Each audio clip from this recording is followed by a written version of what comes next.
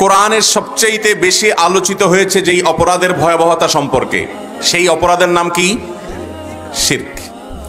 শিরকের অপরাধ নিয়ে কোরআনের শুরু থেকে শেষ পর্যন্ত যত বেশি আলোকপাত হয়েছে, এই মহাগ্রন্থ আল কোরআনে অন্য কোন অপরাধের ব্যাপারে এত বেশি আলোচনা করা হয় নাই, এত বেশি সাবধান বা সতর্ক করা হয় নাই।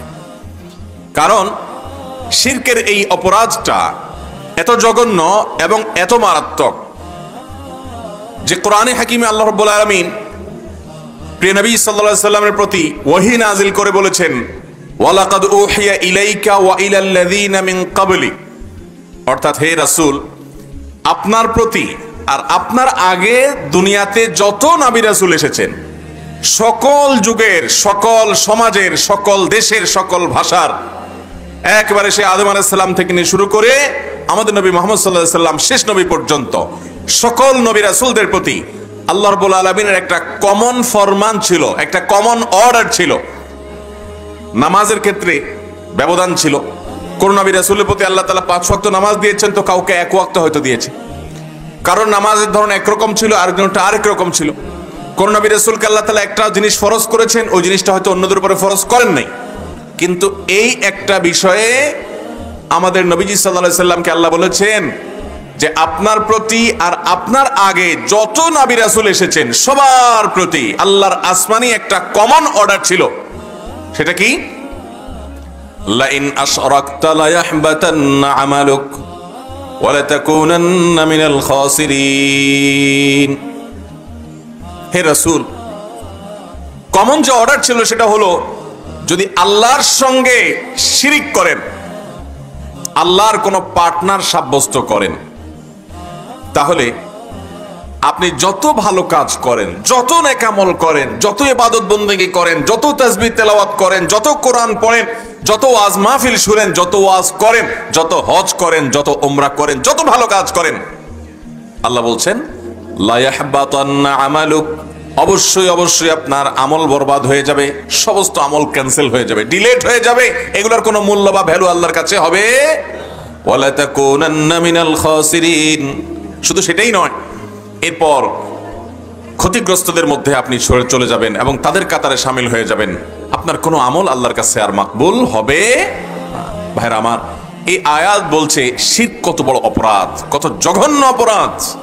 আল্লাহ রাব্বুল আলামিন কোরআনে হাকিমে লোকমান হাকিম নামক আল্লাহর নেককার বান্দা, প্রিয় বান্দা, তিনি তার সন্তানকে কিছু উপদেশ দিয়েছেন। আল্লাহর কাছে এত পছন্দ হয়েছে, কোরআনে সূরা লোকমান নামে একটা আলাদা সূরা আছে।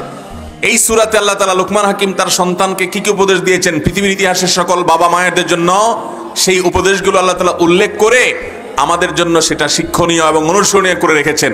সেখানে একটা উপদেশ ছিল গুরুত্বপূর্ণ, অতি গুরুত্বপূর্ণ। সেটা হলো, তিনি তার সন্তানকে বলেছেন, ইয়া বুনাই লা তুশরিক বিল্লাহ, ও আমার প্রাণের ছেলে, প্রাণপ্রিয় সন্তান, আদরের ছেলে, বাবারে ওসিয়ত করে যাচ্ছি, খবরদার আল্লাহর জমিনে তুমি খবরদার আর যা করো না করো, কখনো আল্লাহর সঙ্গে শিরিক করবা না, শরীক সাব্যস্ত করবা না।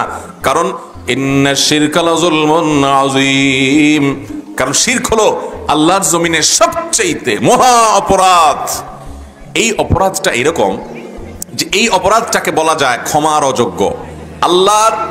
আল্লাহর কাছে যত অপরাধ হতে পারে, সকল অপরাধের মধ্যে একটা অপরাধ আছে, যেই অপরাধটা, যেই গুনাহটা, যেই পাপটা আল্লাহ রাব্বুল আলামিন ক্ষমা করবেন না, ঘোষণা করে দিয়েছেন এটা ক্ষমার অযোগ্য।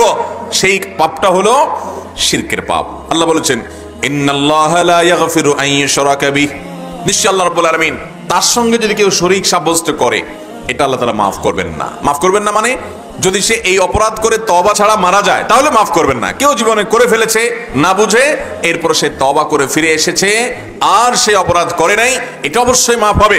কিন্তু যদি কেউ তওবা ছাড়া শিরক করে দুনিয়া থেকে যায়, মুশরিক অবস্থায় মারা যায়, তাহলে আল্লাহ তাআলা এটা মাফ করবেন না। ওয়া ইয়াগফিরু মা দুনা যালিকা লিমান ইয়াশা।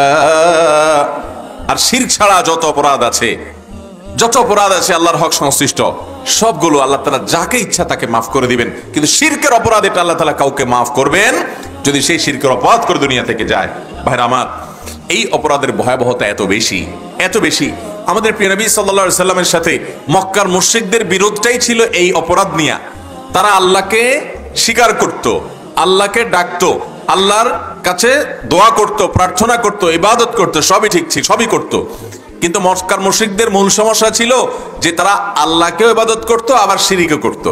আল্লাহর মাঝে আর বান্দার মাঝে বিভিন্ন পীর, বিভিন্ন ব্যক্তি, বিভিন্ন আপনার বিভিন্ন রকমের উপাস্যকে, মূর্তিকে, প্রতিমাকে তারা মধ্যস্থতাকারী সাব্যস্ত করে তাদের মাধ্যমে আল্লাহর ইবাদত করত। গোলামি আল্লাহর করত, কিন্তু মাধ্যম ছিল তাদেরকে ইবাদত করত, তার মাধ্যমে আল্লাহর ইবাদত করত। এই জন্য তারা মুশরিক হয়েছে। আর এই কারণেই তাদের সাথে সারা জীবনের সংগ্রাম ছিল আমাদের নবী করিম সাল্লাল্লাহু আলাইহি সাল্লামের। ভাইরা আমার, অন্য সব ধর্মের মানুষের সাথে মুসলমানদের, ঈমানদারদের, তাওহীদবাদীদের, একত্ববাদী বিশ্বাসী মানুষদের অন্যতম প্রধান পার্থক্যই হলো যে ওরা শিরক করে। ঈমানদারকে ইসলাম শিরক করার অনুমোদন করে না। আল্লাহ তাআলা শিরককে হারাম করেছেন, সবচেয়ে জঘন্য হারাম। এটা দিয়ে আমাদের সাথে তাদের পার্থক্য। পৃথিবীতে যত ধর্ম আছে সব ধর্মের মানুষ দেখবেন কোনো না কোনো ভাবে শিরক করে। কেউ হয়তো কোনো নবীকে আল্লাহর পর্যায়ে রেখে নাউজুবিল্লাহ শিরক করে, আল্লাহর সাথে শরীক সাব্যস্ত করে। কেউ কোনো আল্লাহর নেককার বান্দাকে, যেমন ইহুদিরা উযায়েরকে আল্লাহর নেককার বান্দাকে শরীক সাব্যস্ত করে।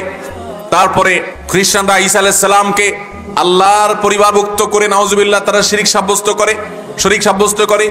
এভাবে হিন্দু ধর্মাবলম্বী ভাইরা বোনেরা তারা বহু প্রতিমাকে, বহু উপাস্যকে তারা উপাসনা করে। মুসলমানের সাথে অন্য সব ধর্মের পার্থক্যই হলো এটা, মুসলমানের ইবাদত হবে একত্ববাদী বিশ্বাসী ব্যক্তির ইবাদত। আল্লাহ বলেছেন আবুদুল্লাহ ওয়ালা তুশরিকু বিহি শাইআ, তোমরা আল্লাহর ইবাদত করো আর আল্লাহর সাথে কাউকে শরীক করবা। অতএব ভাইরা আমার, আমাদের এই সবকটা নিয়ে যেতে হবে আজ, যে আমার জীবনে, আমার আমলনামায় অন্য কোনো পাপ অপরাধ থাকুক বা না থাকুক, চেষ্টা করতে হবে কোনোটাই যেন না থাকে। আল্লাহ না করুন যদি কোনো অপরাধ থাকেও, আমার আমলনামার জন্য দুটি অপরাধ না থাকে। তার একটি হলো বান্দার হক, মানুষের পাওনা দেনা, মানুষকে ঠকানো, মানুষের প্রতি জুলুম করা, অবিচার করা, যে কোনো ভাবে মানুষের হক নষ্ট করা, এটা যেন আমলনামায় না থাকে, কারণ এটা আল্লাহ মাফ করবেন না। আর সবচেয়ে বেশি ঈমানদারের জন্য সতর্ক বার্তা হলো শিরকের বিষয়। শিরকের অপরাধ যেন আমার আমলনামায় কোনোভাবে না উঠে। যদি কোনোভাবে শিরকের আলামত চলে আসে, তওবা করে আল্লাহর কাছে মাপ চেয়ে ওইটাকে ডিলিট করে আমার আমলনামা থেকে পরিচ্ছন্ন করে সামনে এগোতে হবে। আপনি যদি এইভাবে আপনার আমলনামাকে এই অপরাধ থেকে পরিচ্ছন্ন রেখে, মুক্ত রেখে এগিয়ে যেতে পারেন, ইনশাআল্লাহ আপনার আখিরাতের বাকি যাত্রা সহজ হবে।